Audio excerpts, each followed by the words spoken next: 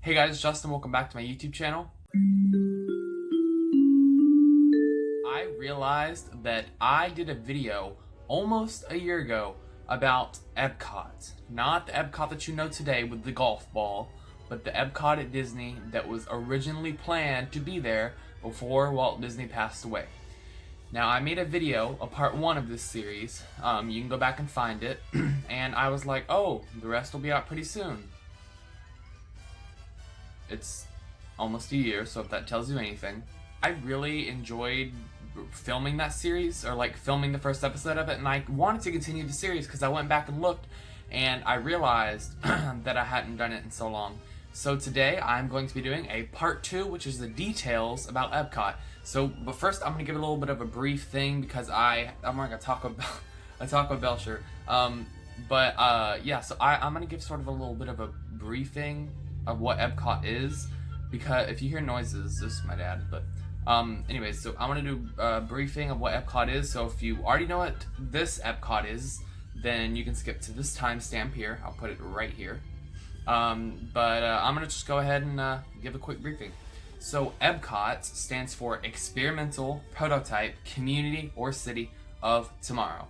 It was Walt Disney's original plan for Epcot at Walt Disney World, and it was supposed to be and act as a city of the future where actual people could live in it, and it would constantly be upgrading, and it would be an inspiration to other cities. I did a whole video talking about what it means and what it was and what it stood for. If you go back and look for it, it's there. So anyway, so yeah, he came up with this idea, and he wanted actual people to live in it, and for it to just be like a perfect utopia, pretty much. Like, he didn't want there to be crime-ridden, like the crime-ridden cities that we're all used to. He didn't want that to be there at all. So he decided to come up with this idea, and he wanted it to basically act as a perfect city of the future. So now I'm just going to kind of explain the layout of what Epcot was, and put some pictures up and stuff in the middle of it, so I'm going to have to do some voiceovers, but I'm just going to explain the main basis of the layout. So the beginning part is on the outside, as you'll see when I put a picture up here. So right here is where the homes are going to be placed, right on the outskirts of the city. So that's just what this little drawing is.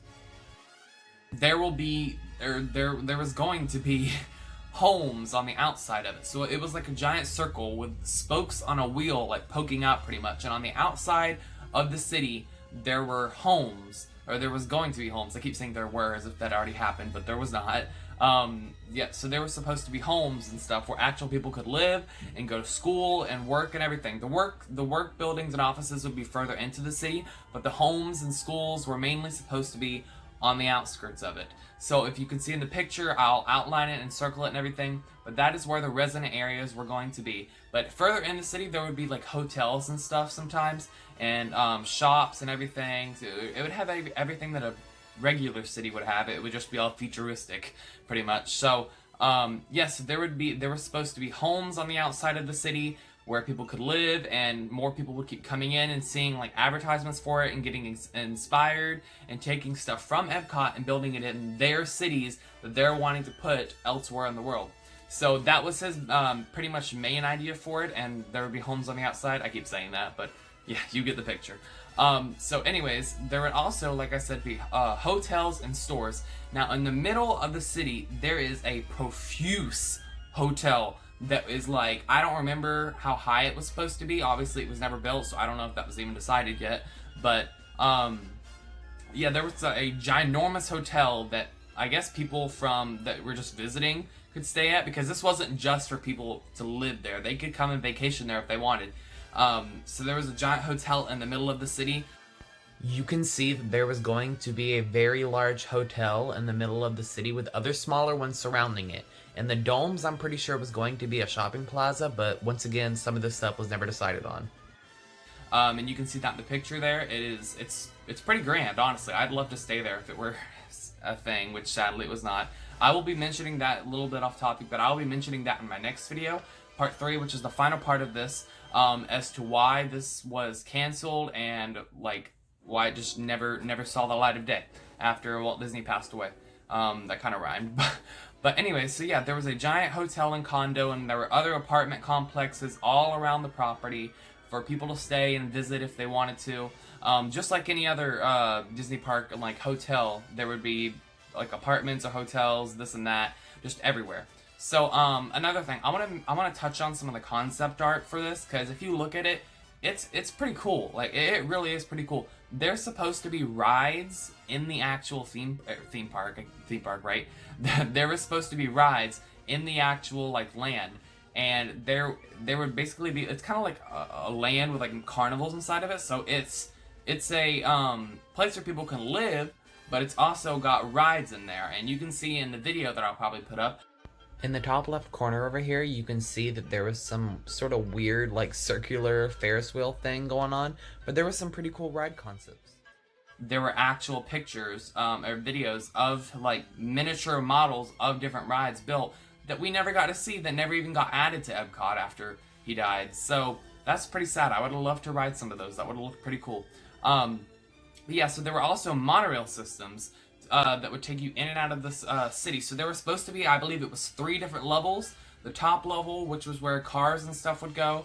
Then there was a middle one, which is where I think like parking garages and monorails and stuff might go. Well, monorails would go above, kind of.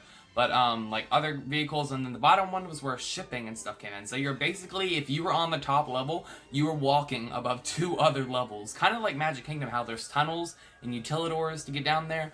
But yeah, so there was supposed to be 3 different levels, and the last one would be not seen from the public, and it would be where shipments come in for just food, equipment, anything they needed to build, more appliances, but I'm about to touch on that here in a minute. But yeah, there would be more appliances and everything. So there's also supposed to be constantly updating. Now, that sounds kind of cool, but at the same time, I don't know how often you want people coming into your home and updating your appliances with brand new ones, even though they're brand new. That kind of seems like a bit of a deal breaker there, because, like, let's say that you have a TV, perfectly working brand new TV in your home, and then they come out with a new one like a month later. They're going to come into your home, uninstall that TV, and then put in the brand new one that would have all these like cooler features and everything, which I guess that's kind of cool, but at the same time, I feel like you would just constantly have everything being upgraded, which seems like a lot, because he was wanting it. That was the purpose of Epcot, experimental prototype community of tomorrow, that it would be constantly updating and changing, and wanting, like, inspiring more people, making others want to come there and visit it.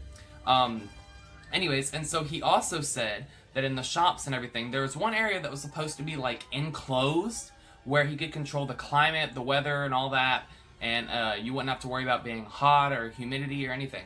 So there would be a giant dome sort of structure. If I can find a picture, I'll put it up here. Here's a picture of the dome that Walt Disney wanted, which shows that he could even control the weather. But there would be a giant like dome structure, and people could walk down there on the streets and everything and not have to worry about getting hit by vehicles or anything. So it's pretty cool. Yeah, so people could walk down there and everything, and there were also monorails that were suspended above the ground. So that's where all of the cars and everything were. Cars would be on like main streets and stuff, but not where people were shopping. So they could just walk freely and do whatever they wanted to, because the cars and monorails would be above them, literally above them, suspended on beams, kind of like how monorails exist already at Disney and the People Mover. So anyways, that was just a quick briefing of how the details and stuff Walt Disney wanted it to lay out for Epcot, if it were still a thing. Or still a thing. It is a thing. I have this giant golf ball right here. But yeah, so if it were going to be a thing, that was what he planned on it looking like, and how everything would run. And I honestly wish that it would have been that thing. But then again, we wouldn't have the Epcot we have today, which is, in my opinion, would be just as awesome as the original one. So anyways, thank you so much for watching. If you enjoyed this video, please leave a thumbs up, and subscribe to my channel if you already have not. So thank you for watching, and I'll see you guys next time. Bye.